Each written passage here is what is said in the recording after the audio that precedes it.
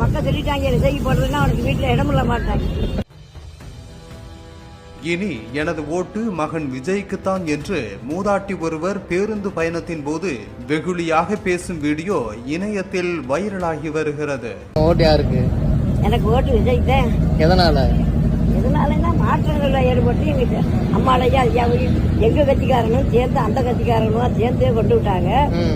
இன்னும் என் மகனுக்கு தான் போட போறேன். விஜய்க்கு தான் போடுவேன். மகன விஜயா? ஆமா, என் மகன் விஜயமா இருக்கான். உங்க வீட்டுல மொத்தம் எத்தனை ஓட்டு இருக்கு?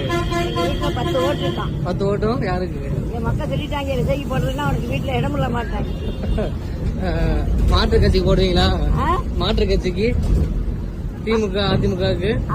அதிமுகவுக்கு தான் விட்டுட்டு நான் விஜய்க்கு போடுறேன்னா விஜய்க்கு தான் போடுவேன். ஜெயலலிதா கொஞ்சம் அவங்க முடிஞ்சு போயிருங்க.